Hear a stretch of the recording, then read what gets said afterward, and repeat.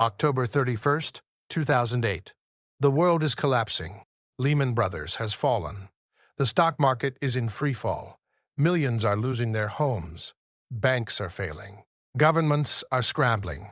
And on this exact day, Halloween 2008, a mysterious figure with the pseudonym Satoshi Nakamoto releases a 9-page document that will change the world forever. The Bitcoin White Paper. Everyone thinks Satoshi was a tech genius, a cryptographer, a libertarian programmer who wanted to create digital money free from government control. Let's start at the end, or rather, the beginning. The year is 2035. The world has changed in ways we can barely imagine today. Climate disasters are monthly occurrences. Water wars have started in 3 continents. But none of that compares to what's about to happen to the global financial system. By 2035, every major currency on Earth has become completely digital. Cash doesn't exist anymore. Every transaction, every purchase, every payment, every transfer runs through a centralized global banking system controlled by a consortium of governments and megacorporations. They call it the Global Financial Network, the GFN. One system, one currency. Total control. And on March 15th, 2035, it all crashes. Not a market crash, not a recession. A complete system failure. A quantum computer attack so sophisticated, so devastating that it doesn't just hack the system, it erases it. Every bank account, zero. Every digital wallet, empty. Every pension, every savings account, every stock portfolio, gone. In less than 6 hours, the entire world's money supply disappears. No backups, no recovery, no reset button. Within 48 hours, grocery stores are being looted. Gas stations run dry. Hospitals can't pay staff. Power grids start failing because utilities can't process payments. Within a week, martial law is declared in 47 countries. Within a month, 400 million people are dead. The apocalypse doesn't come from nuclear war or climate change. It comes from the realization that money, the thing we built our entire civilization on, never really existed in the first place. It was all just numbers in a computer, and someone just deleted them all.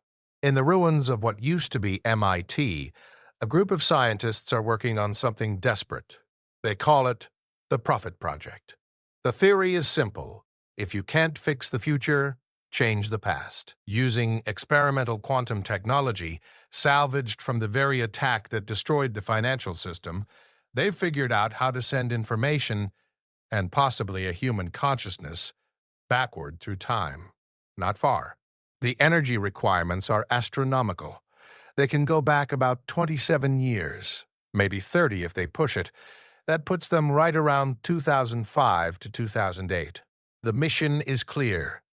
Go back and create a financial system that can't be controlled by any single entity. A system that can't be hacked, can't be erased, can't be weaponized. A decentralized currency that exists everywhere and nowhere at the same time. They need someone brilliant. Someone who understands cryptography, economics, computer science, and game theory. Someone willing to sacrifice everything, including their own identity, to save 8 billion people who will never know they were in danger. They choose Dr. Takashi Nakamura, a 34-year-old cryptographer who lost his entire family in the collapse. A man with nothing left to lose and everything to save. But here's the problem. You can't send a physical body back through time. The energy required would be enough to power a small country for a decade. You can only send consciousness, memories, information. Nakamura will arrive in 2008 as someone else. His consciousness will merge with a person already living in that time. He'll have fragments of their life, their memories, their identity. He won't fully remember 2035. The trauma of time displacement will scramble his memories. He'll have flashes, nightmares, a desperate feeling that he needs to build something. but he won't remember exactly why. All he'll know is that he has to create a new kind of money, and he has to do it before it's too late. The transfer happens on Halloween 2008, after Nakamura's consciousness arrives in the body of someone living in California. Maybe a programmer, maybe a mathematician. The records from 2035 are incomplete. The attack destroyed most historical databases. He wakes up disoriented, confused. His head is filled with images of burning cities, empty stores, screaming crowds. But he also has something else, the knowledge, the blueprint for a decentralized digital currency using blockchain technology. Proof-of-work algorithms, cryptographic hashing, peer-to-peer networks, concepts that won't be fully understood for another decade, but he knows them intimately because, in his timeline, they're ancient history. He creates a pseudonym, Satoshi Nakamoto, a combination of his original name, Nakamura, and a common Japanese first name, a ghost identity that can never be traced because it belongs to someone who technically doesn't exist yet. And on October 31st, 2008, while the world is distracted by the worst financial crisis since the Great Depression, he releases a 9-page white paper titled Bitcoin, a peer-to-peer electronic cash system. Nobody pays attention at first. It's posted to an obscure cryptography mailing list. A few programmers read it. Some think it's interesting. Most ignore it. But Nakamoto knows he doesn't need mass adoption right away. He just needs to plant the seed, because in 27 years, when the centralized financial system collapses, humanity will need an alternative, and Bitcoin will be waiting. January 3rd, 2009.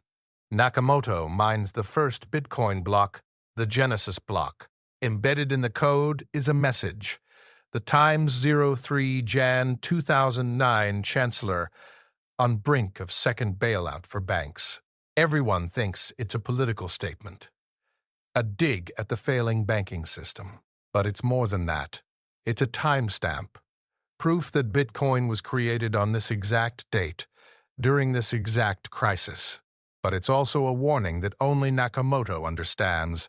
This crisis is nothing compared to what's coming. Over the next 2 years, Nakamoto mines approximately 1 million bitcoins. He builds the initial infrastructure, he recruits early developers, he guides the project through its infancy. But he's careful, too careful. He never reveals his identity. He never uses the same email twice. He routes all communications through Tor networks. He never cashes out a single bitcoin, because he knows something nobody else does. He's not building this for profit. He's building it for survival. And if his identity is ever discovered, if governments realize what Bitcoin really is and where it came from, they'll destroy it before it can save anyone. April 23rd, 2011. Nakamoto sends his last email to the Bitcoin development team. I've moved on to other things. It's in good hands now. And then he vanishes. No goodbye. No explanation. No trace. For over a decade, people search for him. Journalists investigate. Documentaries speculate. Conspiracy theories multiply. Some think he's dead. Some think he's in hiding. Some think he was actually a group of people. But here's the truth they'll never find. Nakamoto's consciousness transfer was only temporary. The quantum displacement effect has a half-life. After about 2.5 years, the foreign consciousness begins to degrade. Memories fracture. The host body starts rejecting the implanted consciousness. By April 2011, Nakamoto can feel himself slipping away. The memories of 2035 are fading. The urgency is disappearing. He's starting to forget why he built Bitcoin in the first place. His last coherent thought before the consciousness transfer completely dissolves is simple. Did I do enough? The person whose body Nakamoto borrowed wakes up confused, with 2 years of fragmented memories they can't explain. They have a hard drive full of cryptocurrency worth billions, but no memory of creating it. They know something important happened. but they can't remember what. So they do the only thing that makes sense. They disappear too. But here's where the story gets even stranger. What if Nakamoto wasn't the only one? What if the Prophet Project sent back multiple consciousnesses? Think about it. Bitcoin alone isn't enough to prevent the 2035 collapse. You need the entire blockchain ecosystem. Smart contracts, decentralized finance, NFTs, proving digital ownership. All the pieces that will make centralized control impossible. In 2013, a 19-year-old programmer named Vitalik Buterin proposes Ethereum, a blockchain platform that can run programmable contracts. He's young, brilliant, and somehow he understands concepts that won't be mainstream for another decade. In 2015, he launches Ethereum. By 2020, it's the foundation for thousands of decentralized applications. Is Buterin another time traveler? Another consciousness sent back from 2035? Or is he just the next generation? Someone inspired by Nakamoto's vision, unknowingly carrying out the second phase of the plan. Then, there's the mysterious developer Ryoshi, who created Dogecoin as a joke in 2013, and the anonymous creator of Monero in 2014, a privacy coin that makes transactions completely untraceable. And the teams behind Cardano, Solana, Polkadot, all emerging at exactly the right moments to build the decentralized infrastructure humanity will need. Coincidence? Or coordinated drops from multiple time travelers, each carrying a piece of the blueprint? What if the entire cryptocurrency revolution isn't a grassroots movement at all? What if it's a carefully orchestrated plan to save the future? Which brings us to today. We're exactly 11 years away from the collapse, and the signs are everywhere. Central bank digital currencies are being developed by 130 countries. Governments want total control over money, the exact thing that leads to the 2035 disaster. But there's resistance. Bitcoin is now held by millions of people. Ethereum has created an entire decentralized financial system. The technology exists to build a future without centralized control. The prophecy is coming true. But here's the terrifying question. Will it be enough? In the original timeline, the one Nakamoto came from, Bitcoin didn't exist. The GFN was the only option, and it failed catastrophically. But now we're in a different timeline. A split reality where cryptocurrency exists. The question is, will enough people adopt it before 2035? Or will governments successfully ban it, regulate it, control it, recreating the exact conditions that lead to collapse? Remember those 1 million bitcoins that Nakamoto mined? They're still there, untouched since 2010. At today's prices, they're worth over $60 billion, the fifth largest fortune on Earth, and nobody can access them. People think it's because Nakamoto lost the keys, or died, or is waiting for the right moment to cash out. But here's another possibility. Those coins aren't meant to be spent in this timeline. They're insurance. If Bitcoin succeeds, if it prevents the 2035 collapse, those coins stay locked forever. A monument to the future that didn't happen. But if Bitcoin fails, if we're heading toward the same catastrophe, maybe, just maybe, Nakamoto left a dead man's switch, a time-locked protocol that only activates under specific conditions. Conditions like global financial collapse, quantum computer attack, or system-wide banking failure. And when those conditions are met, the wallet unlocks. 1 million bitcoins flood the market at the exact moment traditional currency fails. A lifeboat for humanity. A final gift from someone who already watched the world end once. But Nakamoto left clues. Breadcrumbs scattered throughout the Bitcoin code and early forum posts. Things that seem like random quirks, but aren't. The number 21 million. the maximum number of bitcoins that will ever exist. Everyone thinks it's arbitrary, a random choice for scarcity. But in 2035, the global population peaks at exactly 21 billion people before the collapse. One Bitcoin for every 1,000 people who will ever need it. Coincidence? Maybe. Or maybe it's a message. Then there's the Genesis block reward, 50 Bitcoin. But that initial reward can never be spent. It's locked in the code forever. Why? Because in 2035, there are exactly 50 nations left after the consolidation wars. 50 Bitcoins.